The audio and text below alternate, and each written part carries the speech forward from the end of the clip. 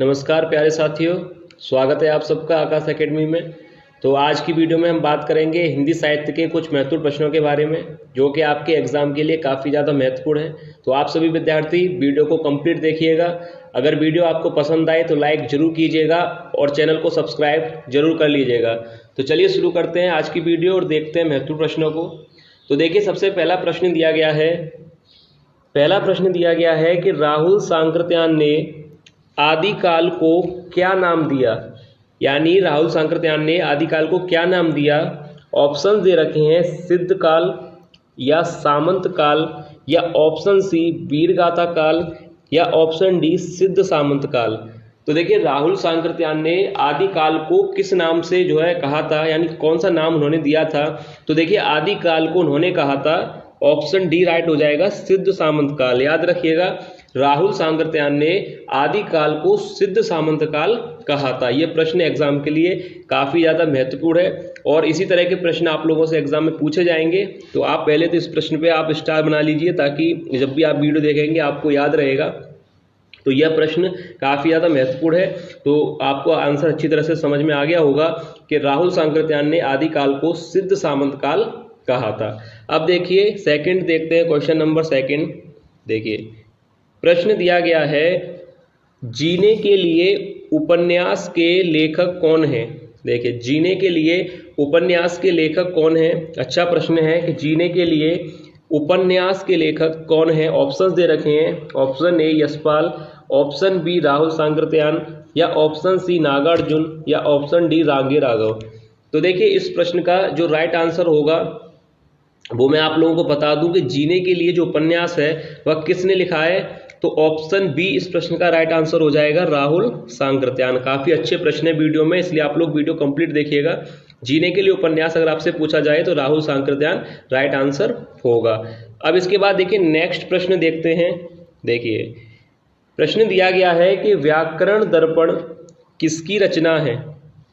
व्याकरण दर्पण किसकी रचना है। ऑप्शन देखिए दे रखे हैं। पहला ऑप्शन दिया है श्याम सुंदर दास, option B Ramchandra Shukla, option C Kishoridas Vajpayee, या ऑप्शन डी शिव पूजन साय। तो देखिए, हर वीडियो में एक प्रश्न आप लोगों के लिए दिया जाता है, यानी आप लोगों को उस प्रश्न का राइट आंसर बताना होता है। तो आज की वीडियो में यही प्रश्न है जो आप लोगों को कमेंट करके बताना है। यानी इस प्रश्न का राइट आंसर क्या होगा वो आप लोग कमेंट करके बताइएगा कि व्याकरण दर्पण किसकी रचना है। 4 ऑप्शन दे रखे हैं, तो इसका आंसर आप लोग कमेंट करके जरूर बताइएगा। अब देखिए नेक्स्ट देखते हैं।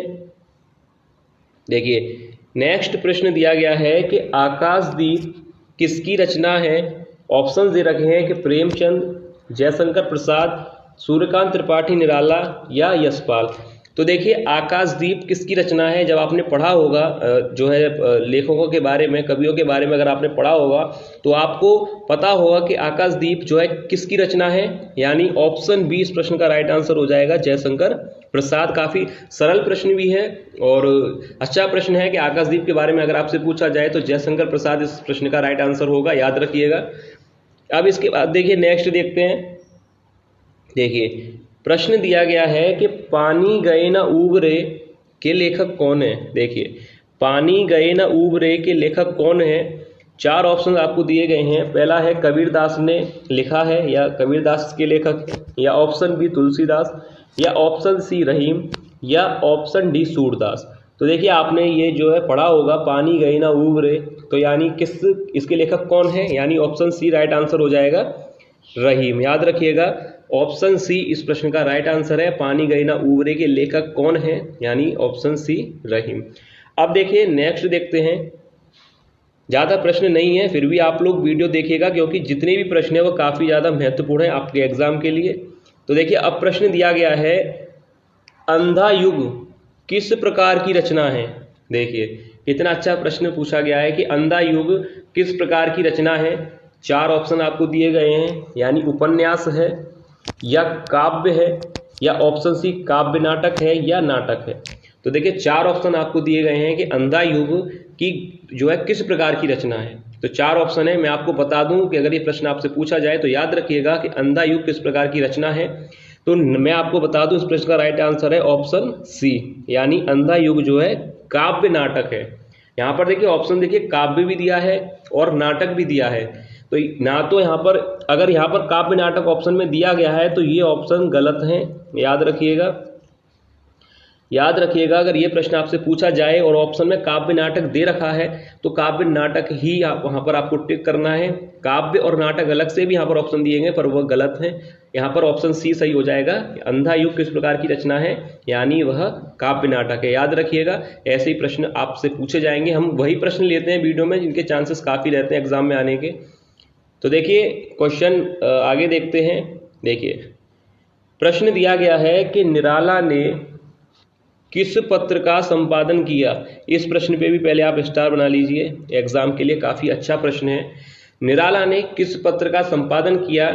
ऑप्शंस देखिए दे रखे हैं। पहला ऑप्शन दिया है मतवाला, या ऑप्शन बी स्वतंत्र, या ऑप्शन सी मर्यादा, या ऑप्शन डी हंस। तो देखिए यहाँ पर दो ऑप्शन तो आपको क्लियर दिखाई दे रहे हैं कि गलत है। मर्यादा और हंस पत्रिका के तो ये संपादक नहीं है, आपको पता है मर्यादा और ये तो वैसे ही क्लियर यहाँ पर गलत हो गए। अब यह दो ऑप्शन जो बचे हैं मतवाला और स्वतंत्र, इसमें से कोई एक राइट है। यानी निराला ने जिस पत्र का संपादन किया था उसका नाम है ऑप्शन ए मतवाला, याद रखिएगा। निराला ने यानी सूर्यकांत त्रिपाठी निराला ने किस पत्र का संपादन किया था, मतवाला पत्र का, याद रखिएगा। ऐसे ही प्रश्न जो है आपको एग्जाम में देखने को मिलेंगे। तो देखिए अगर पूछा जाए कि सूर्यकांत त्रिपाठी निराला ने किस पत्र का संपादन किया तो याद रखिएगा मतवाला इस प्रश्न का राइट आंसर होगा। अब इसके बाद देखिए नेक्स्ट प्रश्न दिया गया है।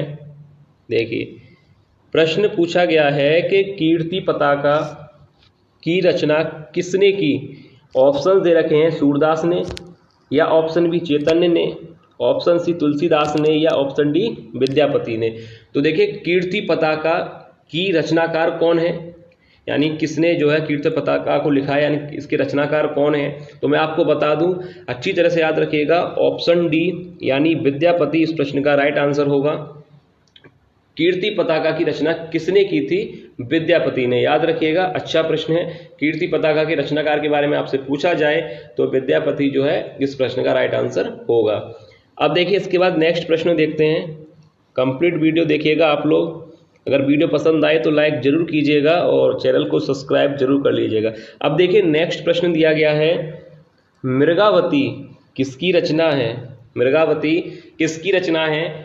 ऑप्शंस दिए गए हैं। पहला ऑप्शन है जायसी, या ऑप्शन बी घनानंद, या ऑप्शन सी कुतुवन, या ऑप्शन डी चैतन्य।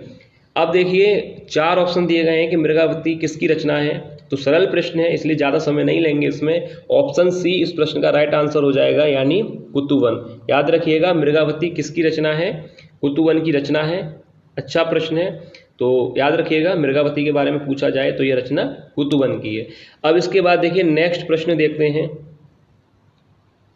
देखिए नेक्स्ट यहाँ पर प्रश्न दिया गया है, पंच परमेश्वर कहानी किसकी रचना है। इस पे भी पहले आप स्टार बना लीजिए। ये भी प्रश्न एग्जाम के लिए काफ़ी अच्छा है कि पंच परमेश्वर कहानी किसकी रचना है।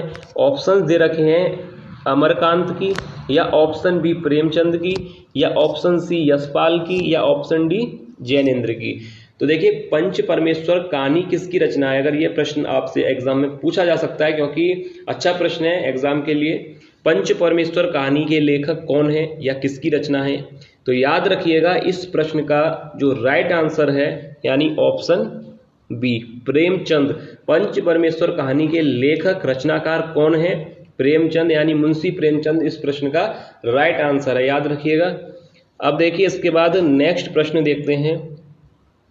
देखिए प्रश्न देखिए कितना अच्छा प्रश्न दिया गया है, देवसेना किस नाटक कृति की स्त्री पात्र है। अब देखिए कितना अच्छा प्रश्न है और हिंदी की परीक्षा में ऐसे प्रश्न अगर ना पूछे जाएं हो नहीं सकता। ऐसे ही प्रश्न जो आप लोगों को एग्जाम में देखने को मिलेंगे। प्रश्न देखिए कितना अच्छा दिया गया है कि देवसेना किस नाटक कृति की स्त्री पात्र है। यानी ऑप्शन पहला दिया गया है कि आषाढ़ का एक दिन, या चंद्रगुप्त, लहरों के राजहंस, या ऑप्शन डी स्कंदगुप्त। तो याद रखिएगा अगर ये प्रश्न आता है तो अच्छी तरह से याद रख लीजिएगा, ऑप्शन डी यहाँ पर जो दे रखा है यानी स्कंदगुप्त इस प्रश्न का राइट आंसर होगा। देवसेना किस नाटक कृति की स्त्री पात्र थी? स्कंदगुप्त की। याद रखिएगा ऑप्शन डी राइट आंसर हो जाएगा स्कंदगुप्त। अच्छा प्रश्न है, ऑप्शन डी यानी स्कंदगुप्त इस प्रश्न का राइट आंसर है। अब देखिए इसके बाद नेक्स्ट प्रश्न देखते हैं। देखिए प्रश्न दिया गया है रामचंद्रिका की रचना किसने की? रामचंद्रिका की रचना किसने की? ऑप्शन दे रखे हैं Senapati, option B Keshavdas, option C Dev या ऑप्शन डी भूषण। तो देखिए 4 ऑप्शन दिए गए हैं, तो इसमें से एक सही है। रामचंद्रिका की रचना की थी यानी ऑप्शन बी केशवदास जो है सही है इस प्रश्न का आंसर। रामचंद्रिका की रचना की थी केशवदास ने। याद रखिएगा अच्छे प्रश्न है आज की वीडियो में, तो अच्छी तरह से आप लोग वीडियो कंप्लीट जरूर देखिएगा, स्किप मत कीजिएगा। देखिए रामचंद्रिका की रचना अगर आपसे पूछी जाए तो आंसर हो जाएगा केशवदास। अब इसके बाद देखिए नेक्स्ट प्रश्न यहाँ पर दिया गया है। देखिए प्रश्न पूछा गया है कि कुकुरमुत्ता किस कवि की कविता है? कुकुरमुत्ता किस कवि की कविता है? ऑप्शन दिए गए हैं सूर्यकांत त्रिपाठी निराला, या ऑप्शन बी सुमित्रा नंदन पंत, या ऑप्शन सी नागार्जुन, या ऑप्शन डी मोहन राकेश। तो देखिए कुकुरमुत्ता जो है किस कवि की कविता है? वैसे तो सरल है प्रश्न, आपको अब तक तो आंसर पता भी चल गया होगा, इसका आपको पता होगा। मैं आपको बता दूं कि इस प्रश्न का जो राइट आंसर है, याद रखिएगा पहला ही आंसर सही हो जाएगा सूर्यकांत त्रिपाठी निराला। कुकुरमुत्ता किस कवि की कविता है? सूर्यकांत त्रिपाठी निराला जी की कविता है। याद रखिएगा अच्छा प्रश्न है, कुकुरमुत्ता के बारे में पूछा जाए तो सूर्यकांत त्रिपाठी निराला जी की यह कविता है। अब इसके बाद देखिए नेक्स्ट प्रश्न देखते हैं। प्रश्न दिया गया है, देखिए प्रश्न देखिए कितना अच्छा प्रश्न पूछा गया है कि कलम का सिपाही के लेखक कौन है? कलम का सिपाही के लेखक कौन है? Option A Premchand, option B Amrit Rai, option C Amritlal Nagar, या ऑप्शन डी कमलेश्वर। देखिए यह प्रश्न भी हिंदी की परीक्षा के लिए अच्छा प्रश्न है। प्रश्न है कि कलम का सिपाही के लेखक कौन है? अगर ये प्रश्न आए तो याद रखिएगा ऑप्शन बी। अभी मैं 2 प्रश्नों में आपको अंतर बताऊंगा, अभी देखिए पहले इसको समझिए। इस प्रश्न का तो जो राइट आंसर है वह है ऑप्शन बी यानी अमृत राय। याद रखिएगा अमृत राय इस प्रश्न का राइट आंसर है, ऑप्शन बी। अब ये प्रश्न आपने देख लिया कि इसमें पूछा गया था कलम का सिपाही लेखक कौन है, तो अमृत राय आंसर हो गया।